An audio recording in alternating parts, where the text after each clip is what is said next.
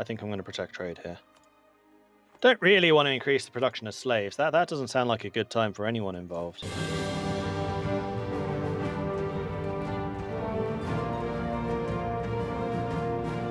Hello, my name is Mordred Viking, and I'd like to welcome you to this stream of European Vassalization 4. So, how are you all doing? Hope you had an excellent Christmas break. I had a week off. It was lovely. Worked over Christmas itself, because that is a streamer's life. But yeah, everything is good. So we're currently just waiting for the game to load up here in the background, and then we shall be diving back into some more European Vassalization 4, playing on with the Congo. So, if I remember correctly, the last time that we played, we had taken over most of Central Africa. Then we could either try to push south, and I think we had a couple of colonies going to try and claim some of the coastlines, and then just pushing eastwards into Mutapa, Kilwa type region, and grab some of those gold mines, and hopefully turn our economy around a bit. Alright, so here we go. We are Congo. We're currently dealing with a couple of rebels, and then I think we were also trying to grab the various lake territories over here. Looks like we've already got Karangwe and Bunyoro as vassals. Then we just need to take down Buba, Nkur, and Burundi. And then once those are done, we can start looking to establish ourselves over here. And we already have a border with Mutapa that we can hopefully go and take out. We are losing a little bit of money. Our armies are at full maintenance. We are waiting for cores. Right, we're waiting for the war exhaustion to go down before we start coring stuff. All right, well, I would say let's go ahead and unpause and see what happens. So we do have some more rebels waiting to come out and attack us. Let's go ahead and move our people around a bit. So we have our armies moving over here to hopefully intercept some of the rebels that were thinking about causing some problems. There are 18,000 of them after all, which are going to be a little bit problematic. We are earning a bunch of cash again now. So apparently that one province that they had taken was causing us a lot of issues. Also, I suspect, yeah, we're not reinforcing anymore. So it was the reinforcement costs that were really putting us down. But this 18k is going to be a little bit concerning. Hill was having internal issues. That is unfortunate for you. Agent in Mutapa was discovered. Now, have we actually been fabricating claims on them? Yes, because we need at least 90 spy agent strength, or spy network strength, to go after them again. Hey Sparkeith, hey Nephilim, hey Purist, and everybody else. Hello, hello, hello. I would love to start drilling again. How is my professionalism? We have barely any. 5%. That sounds like we've got that just from events. An exceptional year. 1506 has been a fine harvest and an excellent environment for traders and entrepreneurs. This has proven as a blessing for the nation's tax base, generating higher income for the realm. So we can take a fixed amount, or we can take extra income from taxes. I'm kind of tempted to take the fixed amount, just so I can start building some more buildings. Because if memory serves, yeah, we have access now to temples, but we don't yet have access to workshops, which is unfortunate. How are we doing on the technology level? So we could tech up if we wanted to. We are waiting for the Renaissance. Do we have a source of that? No, I didn't think we did. So is this just usual Mordred trying to be very cagey when it comes to tech costs, or am I actually waiting to do something here? I think that this might have been just Mordred being very cagey with tech costs. It would be quite nice to unlock another idea group, or rather, an idea group. And there is no way we're getting the Renaissance anytime soon, so I think I'm going to go ahead and just grab these right now. Immediately the cost goes up, not down, which is kind of hilarious, but that is the way that the tech system works now. Okay, so idea group. This is something that we are going to need to have a word with you all in chat about. So what do I think the options are? Well, we're going to need to do some catching up with technology, so innovative at this early stage in the game could be a worthy pick. We could also go for one of the military ones. Possibly offensive if we wanted to blitz down lots of forts. Possibly defensive if we want the extra morale and fort strength when we're fighting the Europeans, which is a looming threat that we will need to deal with at some point. We could take economic ideas, so we can continue building up the economy, continue developing, which is something we have been doing pretty aggressively. And generally, I do prefer developing stuff to teching up very expensively, because we will eventually get Renaissance. Other options, we could go for maybe expansion ideas, or maybe just one idea in expansion, which would allow us to start colonizing the central area. That is another option. What else do we have? I don't think exploration's really worthwhile. We can't explore anything particularly. Trade, we're not in a very good trade area at all. So yeah, I think the options are going to be innovative ideas, expansion ideas, economic ideas, offensive or defensive.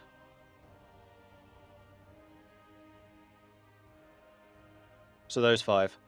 Can we get a poll set up for that, please, Streaming Studio? So again, innovative, economic, expansion, offensive, or defensive. That would be awesome. And there we go. The poll is up, so get your votes in. Vote, vote, vote. Which of those 5 do you think we should go for? Economic, defensive, innovative, expansion, or offensive? And that will shape quite a bit of our early decision-making. Part of the reason I shouldn't have spent admin, actually, is so that I could get the coring going. That's one downside of going one of the admin ideas early, is we're very expansionist, and we're going to need to do a lot of coring. But that's just something I'll need to get around, probably through advisors or through focusing. And in fact, am I already focusing? I suspect I am. Yeah, we're already focusing on admin. Oh man, we have a level 1 admin guy. Oh no. This is like the worst combo. 162. We don't really use diplomatic. We use a lot of military and we use a lot of admin. We use a lot of admin. Oh well, so it goes. So the poll is very nearly finished, and there it is. So in last place, we have defensive with 0 points. We have offensive with 8%. Then we also have economic with 8%. Then we have innovative coming in second with 23, leaving the undisputed master at 62% being expansion. So we're going to take expansion ideas, whoop, like so. And then we're probably going to want to get this colonist as soon as possible, just so we can start colonizing. And speaking of colonizing, we are currently going for Gabon over on that side with our 1 event granted colonist. Alright, going ahead and unpausing again. Losing great power status. Probably because of technology. Yeah, a whole bunch of these guys already have Renaissance, so they're pulling ahead of us, even though developmentally we are quite a lot bigger. Soyo. Over here? Seriously? Okay, fine. Then the next uprising is probably going to be Rwanda. Now, this is next to the Mpemba fort, although it doesn't actually have a fort, so we will be suffering the effects of those rebels there, which is going to be an autonomy decrease because they are peasants. And they're going for the capital, and unfortunately for them, that means I get the defensive bonus. We smash them. We go and take Soyo back again. We have an heir. Now, have we been naming characters after people in chat? No, we haven't, but we have been naming generals. But you know what? I think we're going to start the glorious tradition of naming our heirs and rulers after people in chat, although very likely to meet an accident. So I am apologizing for that right now, but you might still have a chance of seeing the throne of Congo. So who do we want as the heir?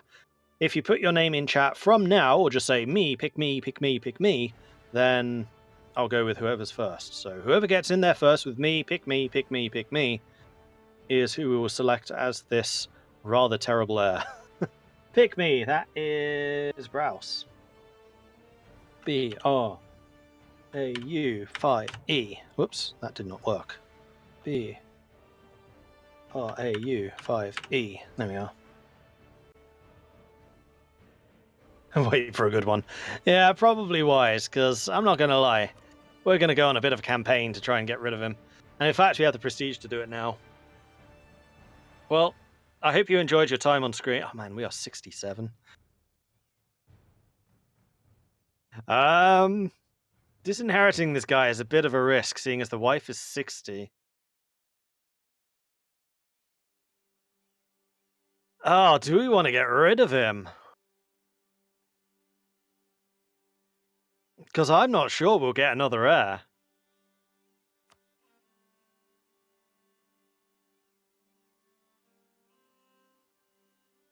Yeah, his admin's alright. He's a 5-pointer though. Alright, I guess I'll stick with you just because we're so ancient. Congo have occupied Soyo. Good. Now, Rwanda's about to rise up, but I think that Commander Faceless and his army can begin drilling.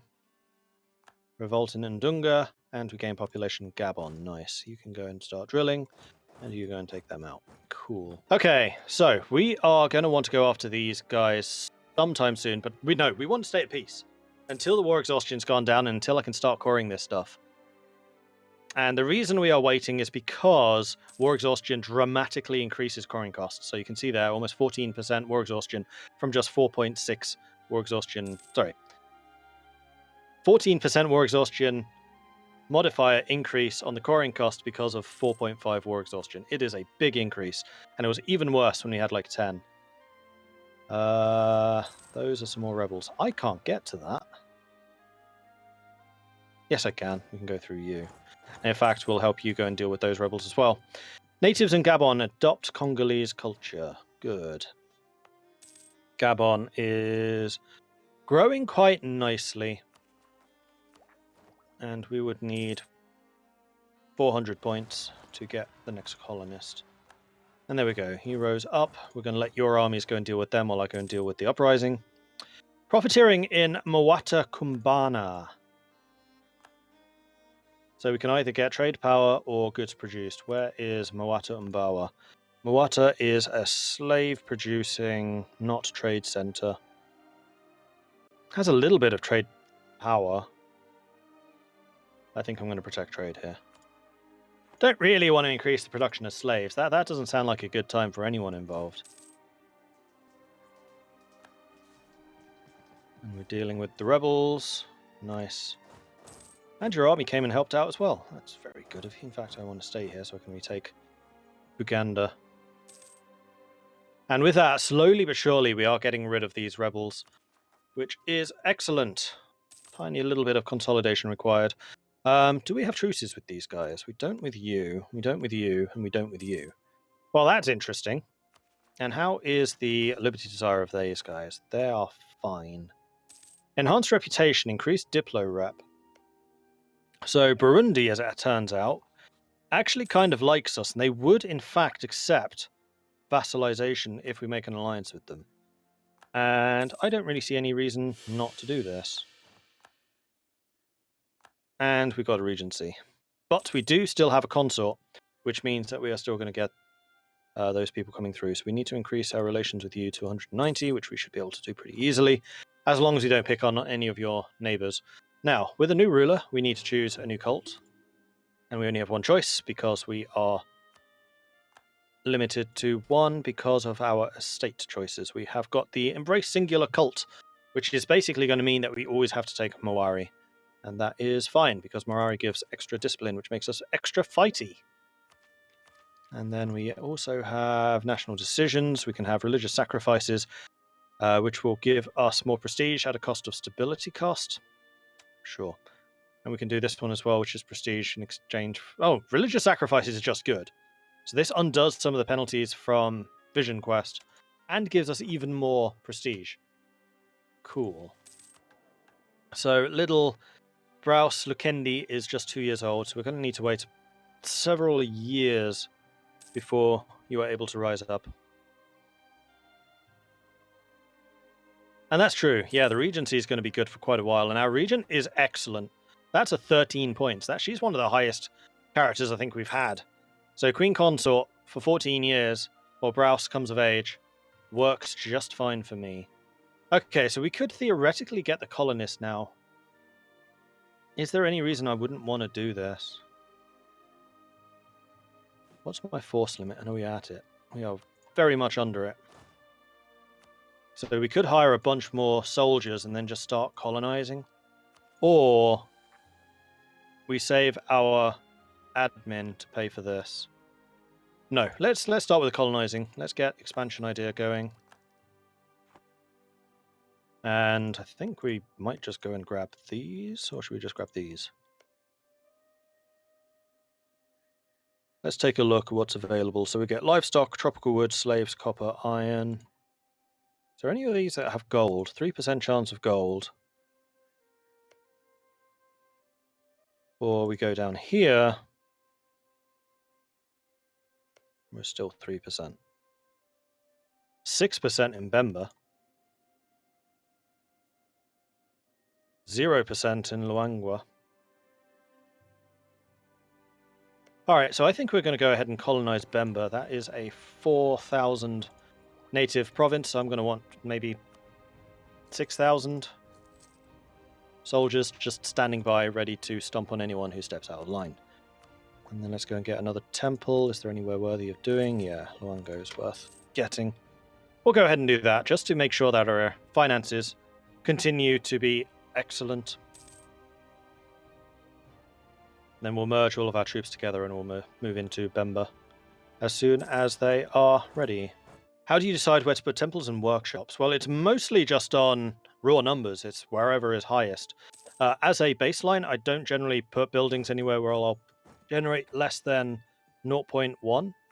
So, for example, if you take a look at the temples, so going into the production interface, then make sure you have building tab selected, and then the temples, you can get this rundown here on the right, and that's going to show you precisely how much money per month you will earn by building that building.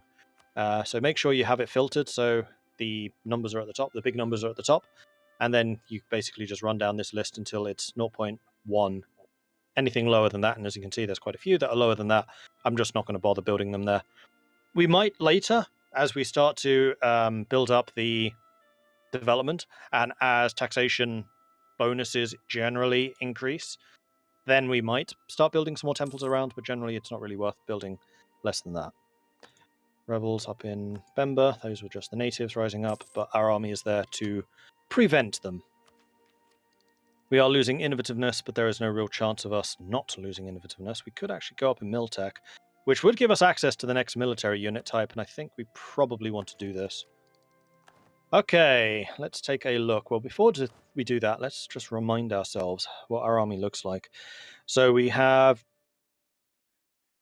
fairly poor tradition. We have very good prestige, and the prestige will continue to rise. We have excellent discipline. So I think that our armies are primarily concerned with just doing damage. So we have the four options here. So the North African warrior will have effective shock, offense, and defense. Remember, defense in this does not mean when you're being attacked. It reduces the damage you take when you are being hit. So offense is damage done, defense is damage resistance. And then we have a tiny bit of morale. South African warrior is lots of morale damage and shock damage, but no real defense. Central African warrior is loads of morale defense, if we were suffering from morale, which I don't think we really are. And then West African warrior has morale resistance and also shock resist, which is good if you have low manpower, which we don't. So my thinking here is probably South African warrior. We'll do lots of damage. We're a big country. We'll have lots of manpower compared to our rivals and our neighbors. So South African sounds good. A traditional South African tribal warrior armed with a spear and a characteristic shield, excelling in offensive strategies. And that's going to double down with our discipline to do even more damage. Marvelous. Right, war exhaustion is dropping to far more acceptable levels. 3%, you know what? 3% I can take. Let's start the colonization process. I am not going to take loans, or I'm not going to increase inflation if I can help it. And one of our armies is going to be replenishing, which is going to be costing us a little bit of money. You are still drilling, that's fine. Gabon should finish building sometime soon. And we could also get a Diplotech bonus now, which would give me access to docks. And I'm not massively in need for that. So I think what I'll probably end up doing from here is saving up Diplo power. Then once we get close to maxing it out, we'll pop on a couple of the development cost reduction edicts in territories where resources are valuable, like iron, copper, gems, gold, and we'll just start developing some stuff. Production income tends to be pretty high. We have improved relations with Burundi as much as they will go. Unfortunately, that only goes to 138 because of our aggressive expansion still being very high. We need to get to 190 relations.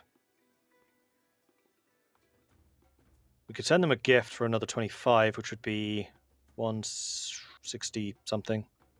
3. Land owned by the crown, at least 50%. Money loyalty, 50 or greater. Influence, less than 30. Well, their influence is going to be a bit of a problem. Crown ownership of land is also a bit of a problem. We might want to start seizing land while we're currently at peace, not really suffering any penalties. It'll tick off all of the estates, so we're going to have a lot of rebels to deal with at that point. We have a lot of manpower, though, so we can kind of absorb those costs currently. And I think that might well be worth doing. Do it. Let's go ahead and seize the land. And it is going to hurt our economies in the short term. But so it goes. All right, go there, and then head home. I'm hoping that this army, if we give you a general, you should be capable of doing this.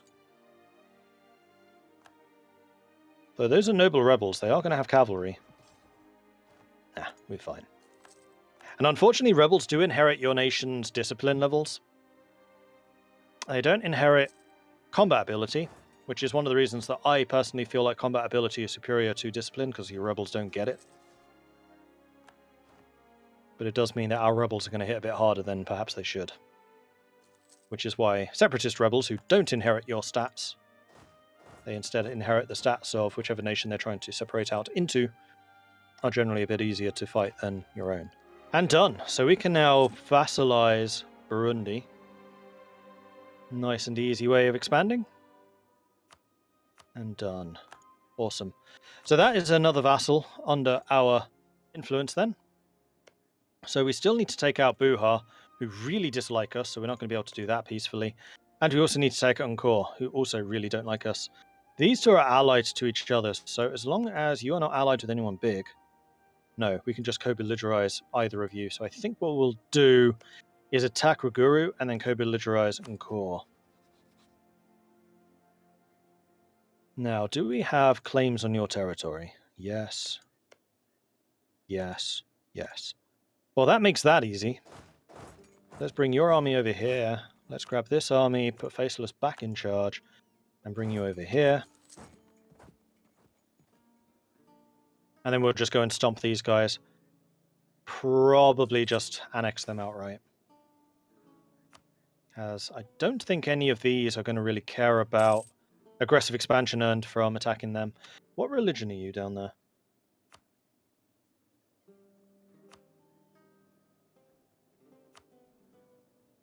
Religion. This is the problem with having these set up wrong. There's religion.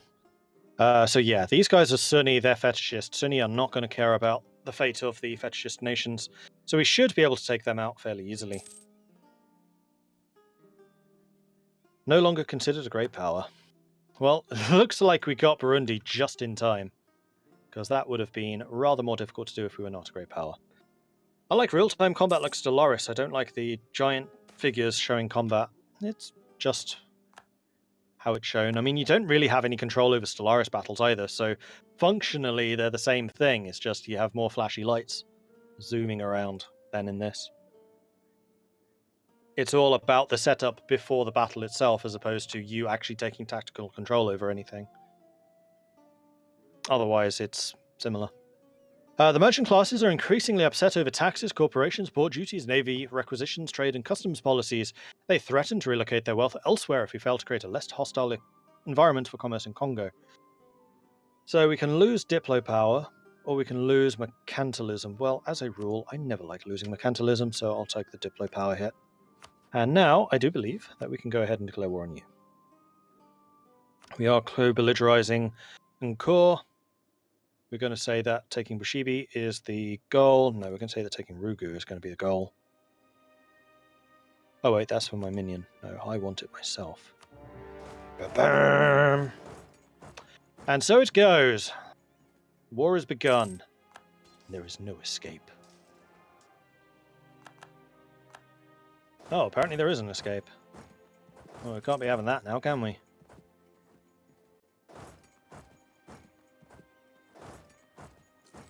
Go, go, go, go! Wait, where are you going? Oh, out into here? Really? Alright. Queen Consort, our spies inform us that Mutapa is considering attacking Tumbuka. Not me, that's fine. And Busoga, rebels rose up. That was terrible timing. Ooh, their army marching through our territory. Sounds like an excellent time to rise up. Alright, their armies are dead. We'll just head home. And now we just need to siege this stuff down. And those are done. No aggressive expansion with anyone that really matters. And there we are. Marvellous. So we have now taken control of the Lake Victoria territories, and now we can start focusing solely on going into Mutapa. Our war exhaustion is still absolutely negligible, so let's go ahead and start coring those. Gonna need overextension to drop a little bit. Governing capacity is also getting a little concerning, but nothing panic-worthy. Mutapa, who are you allied? You are not allied to anyone. Interesting.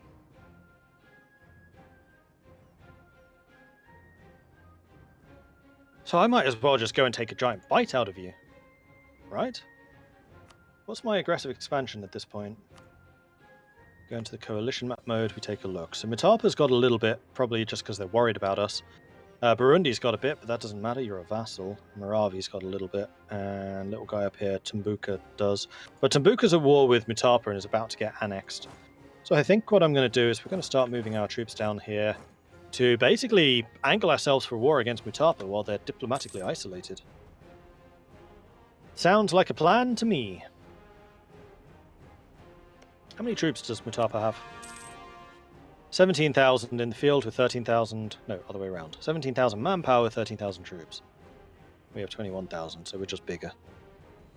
I'm the biggest, so I'm the boss!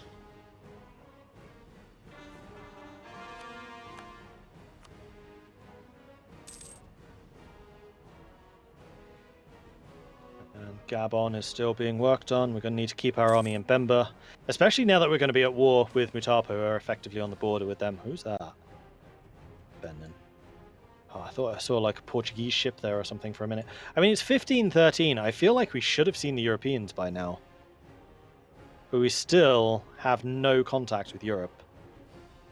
Profiteering in Sinji. What does Sinji do? Also slaves. Also not a trade location, but I think I'm still going to emphasize the trade power. That sounds good to me. Alright, one army has arrived, second army is on the way. Looks like Mutapa is winning against Makua. Might actually let them finish that war. One died. So we should go ahead and hire a new person. We have no level 1s, really? I can't really afford a level 2. The only level 2 I might want to get would be the admin person. Marriage of Karangwe, you're a vassal, so might as well. 200 population in Gabon. Boom. It is now self-sustaining. Excellent. So where is the next center of trade? It would be up in Calabar, which I can reach. And which I can, and I will reach. So what we need to do is remove you from Bemba. It will continue to grow, so you don't have to have a colonist present for a colony to grow. You just need a colonist present to start the colony. So we're going to recall you. You'll be back in my pool, and then we're going to send you out to here.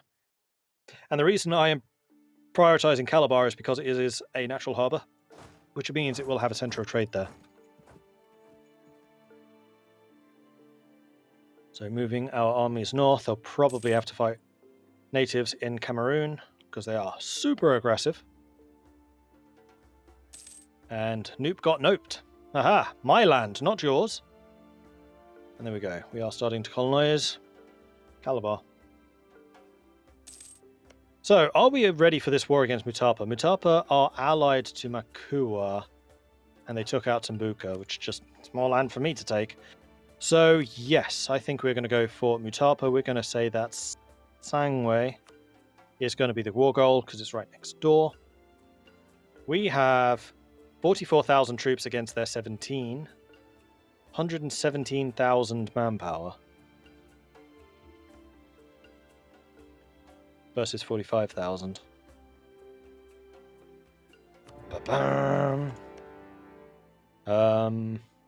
There's one other thing I was going to check. You're Miltech 6, I'm Miltech 4? 5. Okay, not such a big difference. They will have the extra tactics, but I have the discipline, which will offset that somewhat. Alright, bring in the armies. See what we can do. We also do have pretty decent commanders, to be fair. And we can start stating some land. Let's go ahead and do that. Although, stating land is going to bring us closer and closer to... Where is that scene? Here. Governing capacity. Just because Congo is getting very, very big. Alright, Sangwe is taken, which is the war goal, so we're going to march on to Zimbabwe. You're moving to here. Let's just launch out the Tet offensive and take out this little army, which is probably trying to merge with a bigger one somewhere. The better that we can kill those, the better. We have met people who devote their lives to worship of one true god they call Allah. They live by the decree given to them by the prophets, the greatest of which is the name of Muhammad. We've been told that to be a true servant of God, one must adhere to the 5 pillars: faith, prayer, chastity, fasting, and pilgrimage to Mecca. They have shared with us scripture, the Quran, which apparently holds the final unaltered revelation of God. Unlock cult of Islam. Interesting. Oh, we just need to unlock the cults. And that might... Yeah! Aha! That was, in fact, enough to complete this. Heirs can choose a weaker version of a cult. So they'll have the Mawari, weaker version of Mawari. No religion is as diverse and complex than the religions and cults of Africa. All of the tribes, all of the kingdoms have different views on the cosmology of our world, yet these beliefs are rarely ever reason to fight each other. Instead, we seek out the other tribes to learn more about their beliefs and even expand our own based on it. Done. So now we need to choose the cult for the heir, and there is only really one choice, and that's going to be Mawari. Mawari until the heir ascends the throne, or until the heir dies, giving the following benefits. That's another 1.2 discipline. So we get 3.7% discipline just for the religion. Pretty good. And then now we can have shamanistic alliances. Have at least 3 fetishists as either subjects or allies, which we have got. And this is going to unlock a new cult of our choice. Our religion is based on cultural exchange and tribal diplomacy. We should gather allies and subjects to improve our ability to maintain the relations between the different cults. So it's actually a really good thing that we didn't annex these 3. Cool. So we can get Yemoja, which is naval maintenance. We can get Rug, which is land attrition. We can get Nyame, which is diplo rep. Enkai, which is manpower recovery. Wak, which is national unrest. Or Zanahari, which is war exhaustion. So again, I think that this is going to be another option for chat. So if we can get another poll going for this. The options here, I think, will probably be Rug for the land attrition. So that's Rug, R-O-O-G.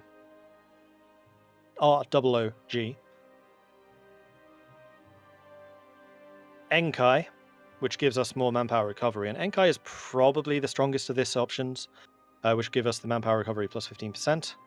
Or Zanahari, which is the monthly war exhaustion. Because, as you have seen, war exhaustion is a problem. There is a scroll bar. And choose Enkai. These games fascinate me. RimWorld is another, but I wonder if I have the intelligence to try them. I'm sure you do. I mean, I'm not going to lie. There is a bit of a learning curve, but there are many, many very good tutorials and Let's Play guides out there to how to get into the game. And the thing with EU4 is, it might look intimidating, but it's all just, I want to be able to talk to this nation. Click, you talk to them, you have then diplomatic options. I want to do some trade. You go to the trade map mode, you do trade. I want to attack these people. Build an army. There is a lot of depth there, but you don't need to know it all. Alright, so we're going to go with Enkai.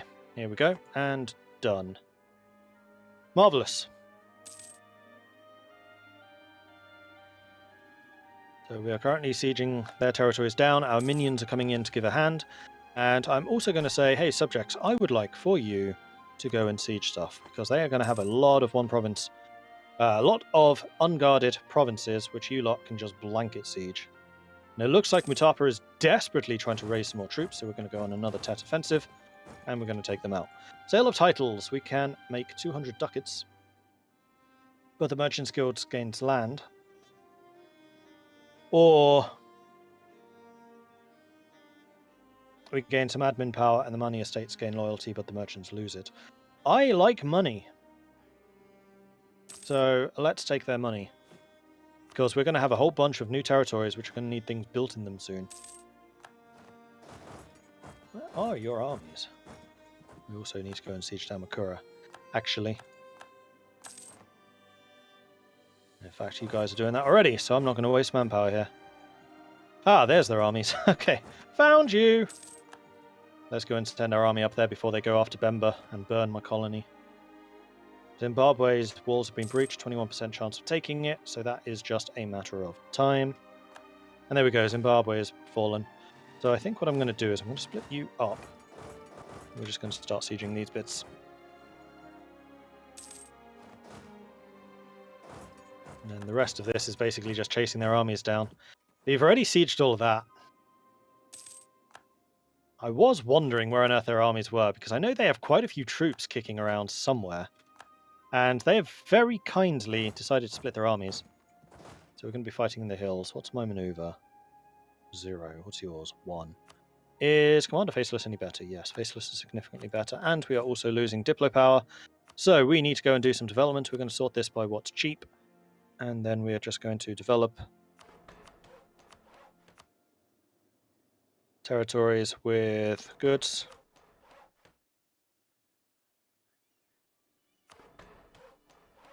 Like ivory, spices, cloth. And there we go. We've spent some. Marvellous. Mawari, the one true god. While we've accepted the nature of Mawari as our sole creator and origin of power, it seems not all of our subjects are convinced of his greatness. In Luenna, widespread veneration of our ancient local spirits has become too sincere for the sensibilities of the priests. I do like autonomy change reduction, so let's go ahead and do that. We'll fight the Mpemba battle. Then unfortunately, I think that's going to be pretty much it for us today. We were about to win a glorious victory, and thanks to us taking the high maneuver general as opposed to the previous one, we didn't have the river crossing penalty, and then we can just take this stuff back. But this war is effectively over. We can, however, do that next time, because we are unfortunately out of time. I have a question. Do Ming get a debuff if I condottieri my army to Korats and win a battle against Ming General? I don't know. I doubt it, but I don't know. Alright, yeah. I'm guessing that's for the defeat the Ming General when he's the Emperor to shatter Ming thing. I don't think so, because I think you'd need to be Oirat. I think that's one of the requirements, but I don't know. Anyway, thanks everyone for watching. I do hope you have enjoyed this session today. If you have, remember, hit that follow button to get notifications next time Paradox is live, because you will, of course, see all kinds of games here, ranging from European Universalis, Crusader Kings 3, Hearts of Iron, City Skylines, and I'm sure I'm missing some big ones, but those are the ones that spring to mind right now, and a whole bunch of other stuff, because Paradox is pretty awesome at doing that type of thing. If you have really enjoyed this, then you can also come join the Paradox Discord and say hello to our wonderful community over there. Anyway, that's all from me for today. We will be back again next week because the Christmas holidays are over and we're back on a regular schedule. So next Wednesday, same time, we'll be doing some more Europa Universalis. And I hope to see you then.